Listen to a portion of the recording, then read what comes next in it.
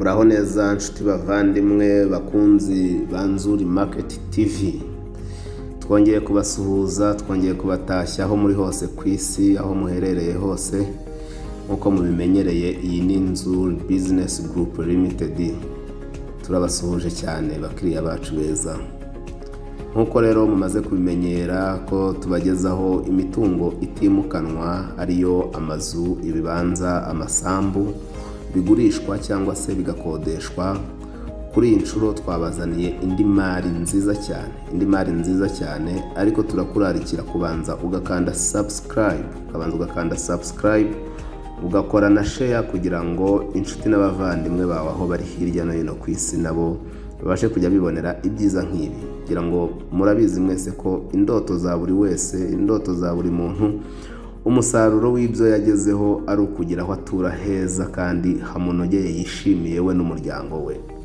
Niyo mpamvu rero nkatwe Nzuri Business Group Limited twiyemeje kujya tubafasha kubona aho gutura cyangwa aho gukorera ibikorwa byanyu bya business heza kandi habanogeye. Ni muri urwo rwego tubagira na serivisi ya property management. Iyo serivisi rwose nayo turayibafitiye, aho ya mitungo yanyu yabananiye kuyimanaginga, ya yindi itabaho umusaruro, tuza tukabafasha kuyamamaza no kwishakira abakiriya, tukayimanaginga ndetse tukabishyuza, bamwe babishyura nabi. Si ibyo gusa, turabashakira ibyangombwa byo kubaka, ibyangombwa byo gusana, turabakorera igenagaciro, ndetse namwe mufite ibibanza turabubakira amazu ndetse tuyabashushanyirize kandi ku giciro cyiza. Ni byinshi cyane twabakorera, tubaha n'ubujyanama ku bijyanye n'imitungo itimukanwa, mukarushaho gusobanukirwa n'igishushanyo mbonera. Kuri iyi nshuro rero ntabatindiye, tubafitiye inzu nziza cyane y'agatangaza iri muri pariseri nini cyane, ifite 25x30. Iyi nzu ikaba iri i Nyamata mu karere ka Bugesera, hafi cyane ya kaburimbo. Iri aho bita Kanzenze, hafi cyane ya kaburimbo. Iyi nzu nk'uko muyibona ni inzu yubatse mu buryo buri moderne cyangwa se bugezweho, kuko ifite jardin nziza, parking nziza ihagije.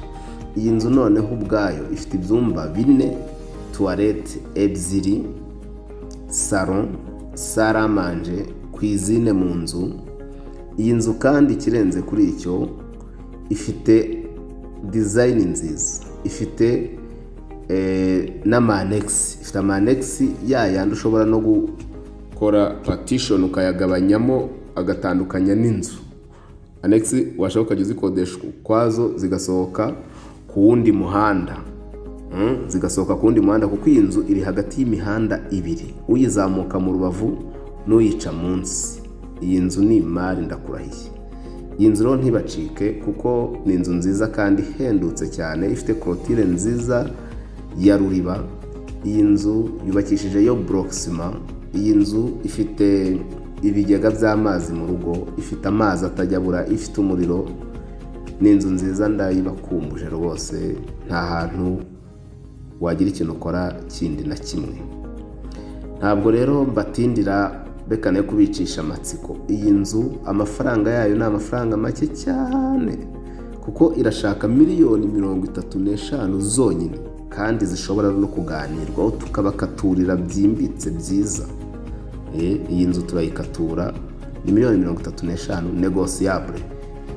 Ntimucikwe rero, niba wifitiye amafaranga yawe, nyaruka iyi nzu batarayigutwara, udusange hano ku Muhima kuri Yamaha. Ugeze muri Feruje urabona inzu ya etage y'amatafari ahiye yanditseho Shema House. Dukorera muri etage ya nyuma, umuryango wa mbere mu gikari. Wadusanga kandi kuri YouTube ariyo y'iyi Nzuri Market. Wadusanga kandi Instagram, Facebook page, Twitter, hose twitwa Nzuri Market. Kandi wanadusura ku rubuga rwacu ari rwo www.nzuri.rw. Rwose ni karibu muri Nzuri Business Group Limited. Iwacu umukiriya ni umwami. Nimero ni 0788488697 cyangwa se 0788230123. Ni karibu cyane, tubahaye ikaze, muze tubahe inzu nziza. Iyi mutayishimye turabaha n'izindi kuko turazifite ku bwinshi, si inzu gusa n'ibibanza, si ibibanza gusa n'amasambu. Murakoze.